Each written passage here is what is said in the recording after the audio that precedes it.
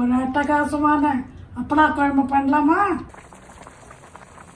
அப்பளம் இட்டு பாரு, அதை சாப்பிட்டு ஆசை தீரு.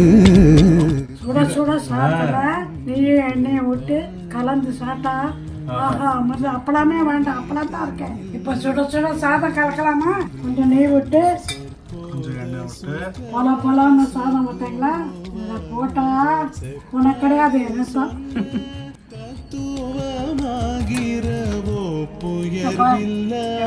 சூப்பரா சாப்பிட்டு பாரு.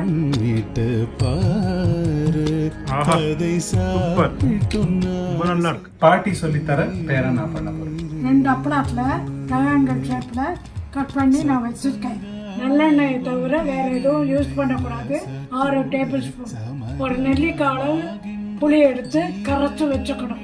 கொஞ்சம் சுண்டைக்காய் வத்தல், ஒரு சுண்டைக்காய் அளவுக்கு பெருங்காயம், 1 டேபிள் ஸ்பூன் கடுகு, 1 டேபிள் ஸ்பூன் பருப்பு, 1 டேபிள் ஸ்பூன் வெந்தயம், காஞ்ச மிளகா 4-5, கொஞ்சம் பச்சை கருவேப்பிலை. எங்களோட சிக்னேச்சர் ஆனியன் ஆல் பொடி 2 டேபிள் ஸ்பூன். தேவையான அளவு உப்பு. 7 எண்ணெய் காஞ்ச போட்டு அப்பளத்தை பொரிச்சு போடுவேன். இப்போ அப்பளம்லாம் பொரிச்சாச்சு. இதே எண்ணெயில சுண்டைக்காயை வறுத்துட்டு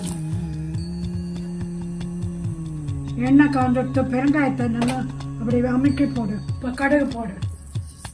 கடுகு பொரியட்டும். தோரம் பருப்பு போடு. கொஞ்சம் சவக்கட்டும். இப்போ வெந்தயத்தை போடு. இப்போ மிளகாயை போடு. கருவேப்பிலையை போடு. இங்க புளி கரைச்சி வச்சிருக்கோம். அதை விட்டு இப்போ கொதிக்கிறது இல்லை, பொரிச்சு வச்சிருக்கிற அப்பளம் சுண்டைக்காயாக இப்போ ஆனினால தண்ணியில் கரைச்சி அதை விட்டுடு. ஆமா, ஏன்னா நம்ம அப்பளம் போட்டிருக்கோம். அந்த பவுடரை போட்டோன்னா அப்படியே அது ஒரு இடத்துல போய் லாக் ஆகிடும், அன்ஈவனாக இருக்கும். ஒரு ஈவனாக டிஸ்ட்ரிபியூட் ஆகணுன்ட்டு கொஞ்சம் தண்ணி கரைச்சி இங்கே நம்ம இதை ஜென்டலாக இந்த குழம்புல தேவையான உப்பு போட்டுரும். தேவையான உப்பு இதில் சேர்த்துடுறோம். இப்போவே வாசனை ரொம்ப நல்லா இருக்கு. ஒரு 5லேருந்து 7 நிமிஷம் நல்லா கொதிக்கிறதுனா சூப்பராக அதோட ஃப்ராக்ரன்ஸ் இறங்கும். இப்போ ஒரு இம்பார்ட்டன்ட் விஷயம் சேர்க்கணும். அது என்னது? வெல்லம். ஒரு சின்ன பீஸ் நம்ம வெல்லம் எல்லாத்துலேயுமே நம்ம சேர்க்கணும். கொஞ்சம் பச்சை கருவேப்பிலை. பாட்டி சொல்லி தந்த மாதிரி இன்னைக்கு நான் பண்ணியிருக்கேன். நல்லா வந்திருக்குன்னு நம்ம நம்புறோம். என்னன்னா இதுல அப்பெல்லாம் நம்ம பொரிச்ச அப்பெல்லாம் சாப்பிடும்போது ரொம்ப கிரன்ச்சியா இருக்கும். ஆனா இந்த குழம்புல அப்படியே ரொம்ப அப்படியே சாஃப்டா இருக்கும். சாப்பிடலாம். நீங்க கண்டிப்பா அதை ட்ரை பண்ணணும். சாப்பிட்டு பார்த்துட்டு சொல்லுங்க.